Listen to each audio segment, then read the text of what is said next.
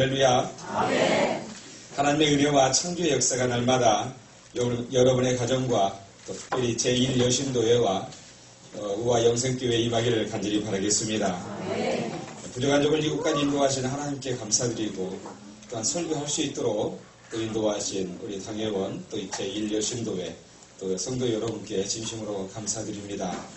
사랑하는 성도 여러분, 평강의 주께서 친히 때마다 일마다 평강의 하나님으로 함께 하시기를 간절히 바라겠습니다. 아멘.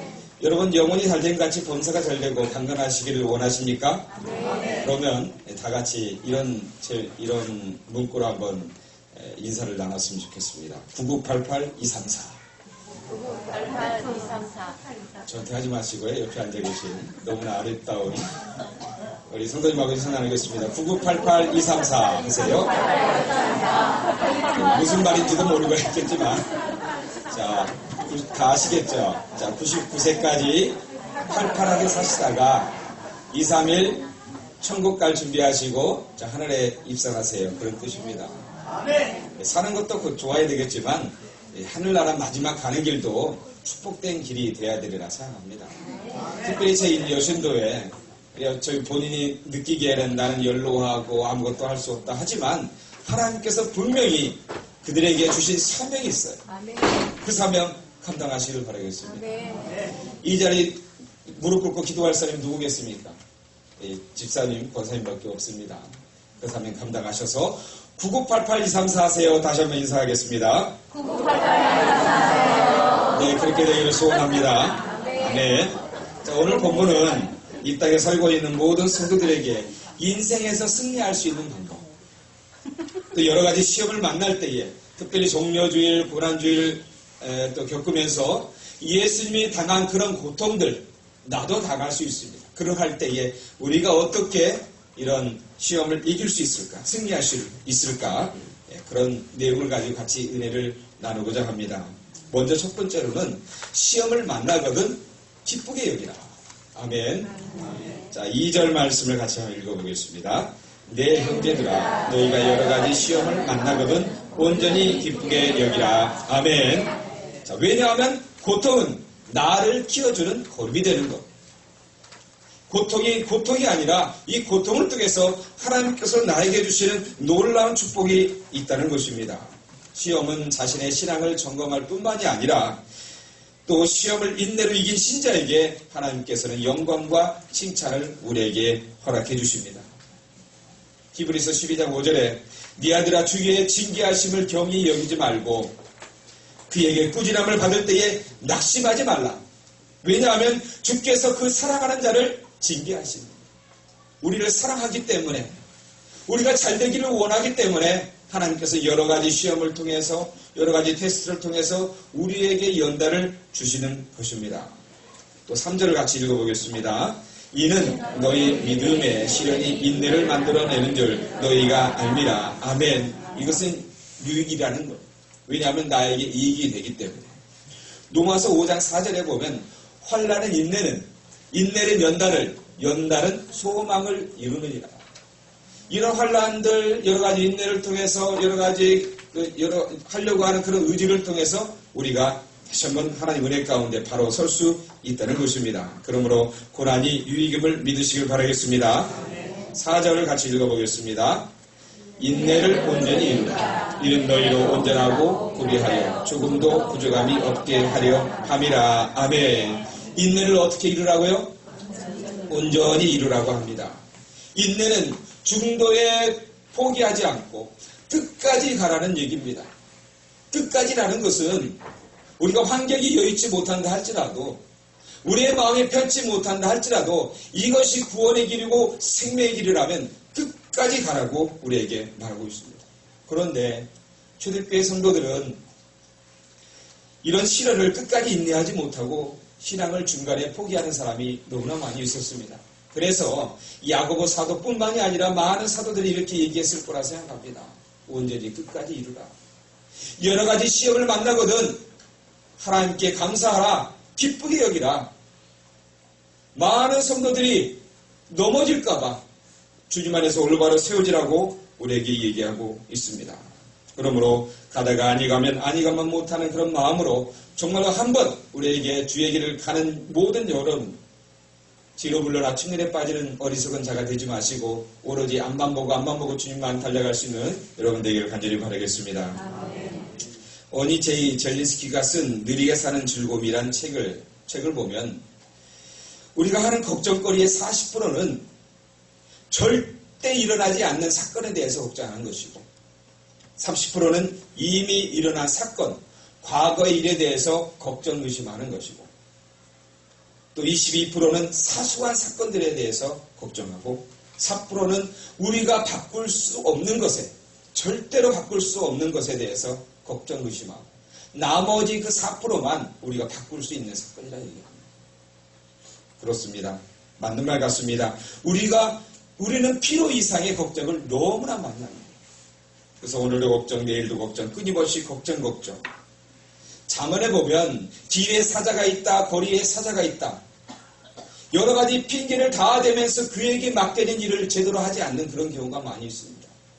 우리들도 또 주의를 하면서 또 하나님의 일을 하면서 나에게 맡겨진 여러 가지 일을 하면서 이 핑계, 저 핑계, 길에 나가도 사자가 있고요. 거리가 나가도 사자가 있고 방 안에도 사자가 있고 온통 나를 대적하는 세력들이 많이 있습니다. 나는 아무것도 할 수 없습니다. 그런 마음으로 주의를 하지 못하는 경우가 있습니다. 21세기를 살고 있는 우리들도 과거보다는 더 많은 걱정 의심이 굉장히 많이 있습니다. 많은 스트레스로 중압감에 시달리는 경우도 있고 또 우울증으로 또 괴로워하는 사람들이 계속해서 늘어나고 있습니다. 세상만 아니라 믿음의 사람도 마찬가지예요. 믿음의 사람도 처음 예수 믿었을 때는 그렇게 기쁘고 즐겁고 감사하고 모든 것이 다 할 수 있다는 그런 마음 가졌는데 세월이 지나다 보니까 의무감만 남아있고 더 이상 기쁨도 없고 즐거움도 없고 은혜도 없고 감격도 없고 그렇게 사는 경우가 너무나 많이 있습니다. 그리고 우리 마음속에 기도를 해도 응답에 대한 확신도 없고 내가 죽어도 천국 갈 그런 확신도 없고 여러 가지 죄에 대한 불안감이나 미래에 대한 불안감 때문에 또 내 믿음을 제대로 지키지 못하는 그런 경우들. 그러나 성도 여러분 염려하지 마십시오. 그럼에도 불구하고 하나님은 우리를 사랑하십니다. 하나님은 우리 모든 영혼들 하나님의 뜻대로 살고자 하는 모든 영혼들을 사랑하시는 줄 믿으시기를 간절히 바라겠습니다. 그런 자에게 하나님께서 은혜를 주시고 그런 자에게 세상을 이길 수 있는 지혜를 주시는 것입니다. 그러므로 아무것도 염려하지 말고 오직 기도와 간구로 너희 구할 것을 아버지 하나님께 구할 수 있는 저와 여러분이 되시길 간절히 바라겠습니다. 두 번째로는 지혜를 구하는 것입니다. 지혜를 구하는 것. 5절을 같이 읽어보겠습니다. 너희 중에 누구든지 지혜가 부족하거든 모든 사람에게 후히 주시고 꾸짖지 아니하시는 하나님께 구하라. 그리하면 주시리라. 아멘. 지혜를 구하시기를 바라겠습니다. 누구에게 구합니까? 하나님에게. 어떤 하나님? 후히 주시고 또 꾸짖지 아니하시는 분, 사랑이 넘치시는 분, 인내하시는 분, 전지전능하신 그분께 우리의 마음을 모두어서 지혜를 구하라는 것입니다. 시험 중에 인내하라고 공부한 야고보는 그 인내가 성도 자신의 힘만으로 되지 않는 것을 알았어요. 그래서 우리 힘이 아니라 하나님의 힘을 구하라는 것입니다. 하나님 제대로 못하겠습니다. 하나님 도와주옵소서. 하나님 지혜를 주옵소서. 하나님 입술의 파수꾼을 열어주옵소서. 그러면서 계속해서 하나님께 지혜를 구하는 것. 이런 모습이 시험을 이길 수 있는 지혜라 얘기할 수 있습니다. 그런데 어떤 사람은 지혜가 부족해서 왜 나만? 왜 하필이면 왜 나에게만? 왜 하필이면 내 자녀에게만? 하필이면 내 교회에게만? 라고 생각하는 경우가 있어요. 왜 나만 이런 시련, 고통이 찾아오는가? 그러나 지혜가 있는 사람은 그렇지 않으리라 생각합니다. 베드로전서 4장 12절에 사랑하는 자들아 너희를 시련하라고 오는 불시험을 이상한 일 당하는 것 같이 이상히 여기지 말라. 우리에게 당하는 여러 가지 고난들, 고통들 이상한 일 당하는 것처럼 여기지 말라고 하나님께서 우리를 이것을 통해서 연단시켜 주시사 더 놀라운 은혜를 허락해 주신다는 것입니다. 세움지마라고 들어보셨습니까? 인생반사 세움지마. 한때의 화가 반드시 슬픈 일도 아니고 한때의 복이 온전히 기쁜 것이 아니라 우리 살아가는 모습들이 도무지 헤아릴 수 없다는 그런 말입니다. 중국에 세웅이란 그런 사람이 살고 있었습니다. 근데 어느 날 세웅의 말이 오랑캐 땅으로 도망가 버렸어요. 달아나 버렸어요. 마을 사람들이 찾아와서 위로합니다. 그런데 세웅이란 사람은 슬픈 기색도 하지 않고 누가 하오 이 일이 복이 될는지. 며칠 후에 그 도망갔던 그 말이 오랑캐 땅에서 아주 멋있는 말, 준말을 데리고 왔어요. 사람들이 모여서 와 축하한다고 박수 쳐주고 그럴 때에 세웅이란 그런 사람은 기쁜 기색도 하지 않고 누가 하오 이 일이 화가 되는지. 며칠 후에 말을 좋아하는 세웅의 아들이 준말을 훈련시킨다고 말을 타다가 그만 말에서 떨어져서 다리가 부러졌습니다. 마을 사람들이 찾아와서 또 위로를 해줍니다. 그러할 때에 세웅이라는 사람은 슬픈 기색도 하지 않고 누가 하오 이것이 복이 됐는지. 몇 달 후에 오랑캐가 전쟁을 일으켜서 수많은 군대가 몰려왔습니다. 그래서 나라에 있는 수많은 젊은이들이 징집돼서 군대로 끌려갔습니다. 다 전사했어요. 그런데 누구만 남았냐면 다리가 부러진 세웅의 아들만 남았습니다. 그러므로 인간 세상이 복이 화가 되고 화가 복이 되는 것은 그 변화가 너무나 깊고 너무나 넓어서 측량할 수 없다는 것입니다. 사랑하는 성도 여러분, 이 시간 너무 슬픕니까? 좌절하지 마세요. 여러분 너무 기쁩니까? 자만하지 마세요. 우리의 마음이 찻잔 속의 물같이 자그마한 요동에도 흔들리는 그런 마음이 아니라 정말 전혀 흔들지 않는 태평양 같은 넓은 마음을 소유할 수 있는 저와 여러분 되시길 간절히 바라겠습니다. 아멘. 성경에는 인생만사 세웅지마 같은 대표적인 인물이 있습니다. 그게 누구냐면 요셉이에요. 요셉의 인생을 그래프로 표현하면 마치 물결 치듯이 그렇게 그래프가 나올 거예요. 그런데 더 나아가서 그 물결이 막 요동치듯이 큰 굴곡이 그려질 것입니다. 여러분 다 아시다시피 요셉은 어떤 사람입니까? 야곱의 아들입니다. 족장의 아들이에요. 그리고 많은 여인 중에 가장 사랑하는 나엘의 아들입니다. 얼마나 사랑 많이 받았겠습니까? 족장의 아들에다가 또 자기가 가장 사랑하는 여인의 아들입니다. 그래서 그렇게 전폭적으로 편애할 정도로 편애적인 그런 사랑을 받았습니다. 그런데 그런 사랑을 받다가 형들에게 미움을 받았어요. 그래서 형들이 싫어했어요.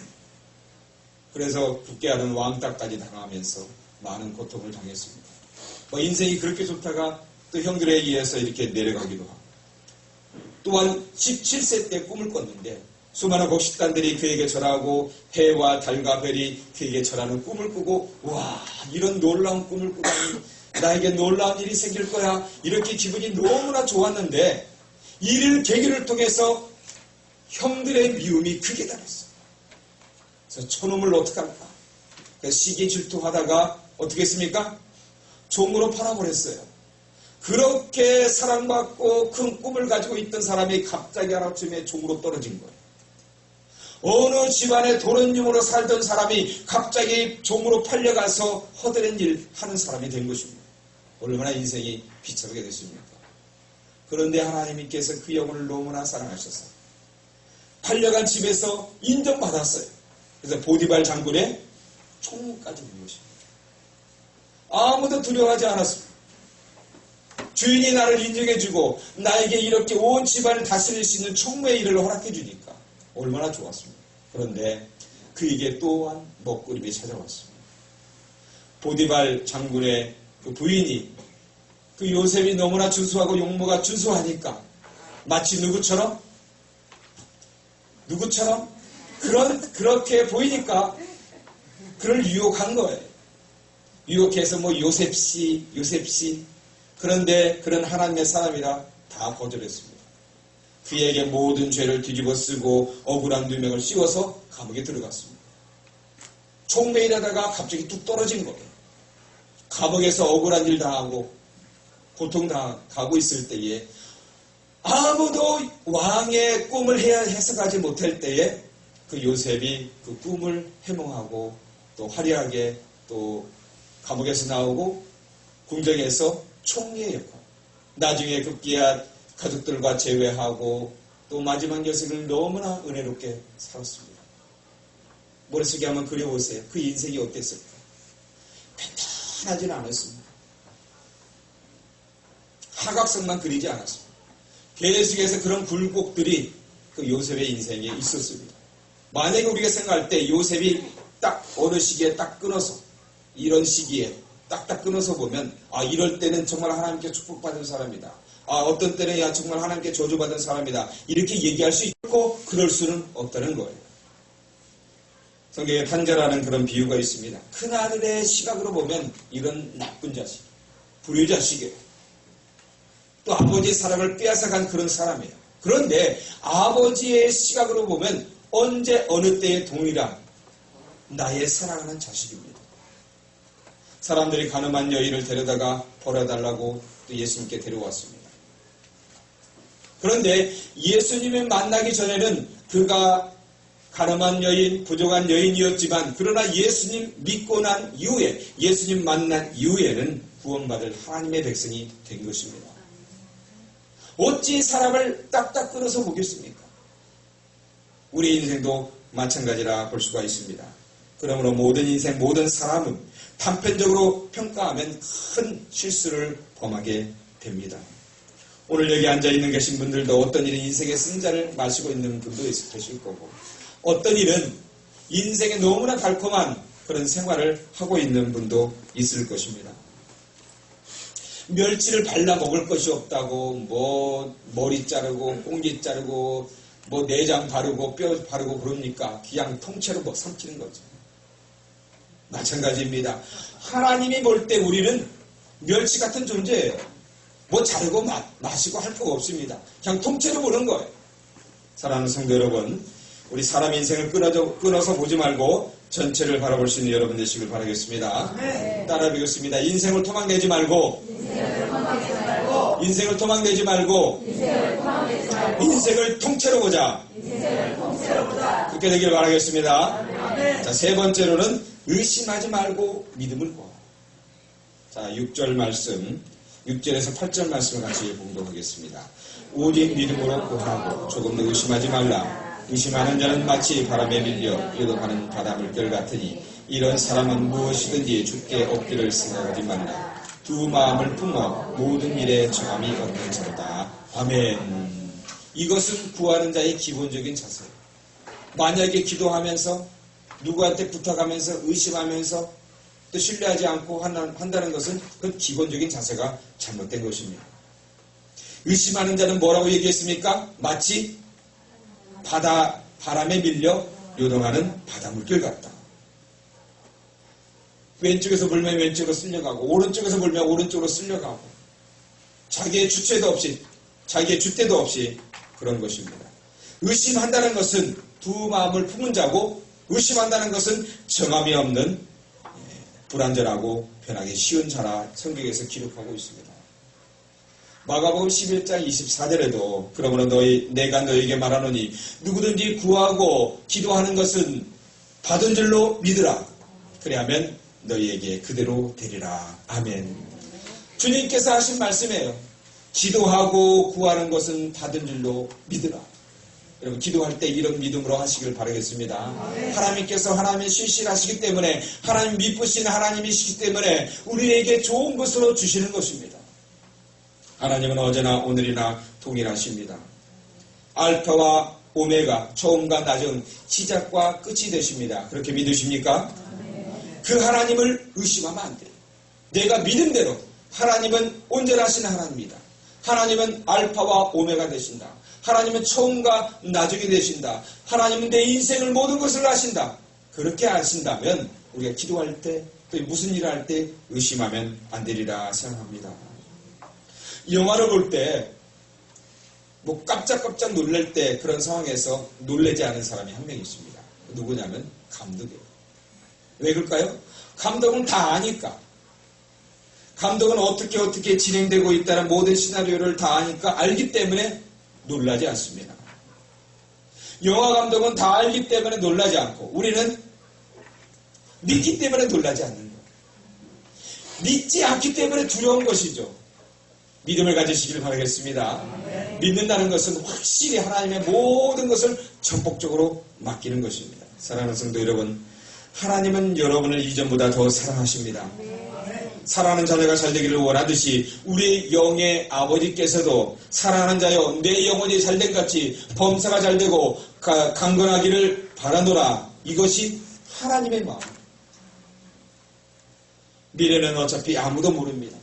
그러므로 믿음으로 바라볼 수 있도록 바라겠습니다.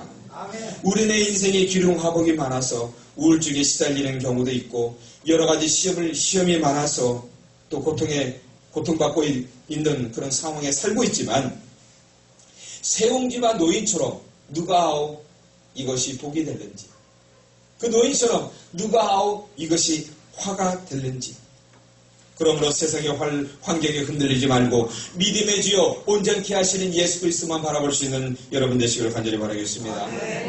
야고보 사도처럼 여러 가지 시험을 만나거든 불시험 당하는 것처럼 원망하지 말고 하나님이 나를 단련시키는구나. 하나님이 나를 특별하게 사랑하는구나.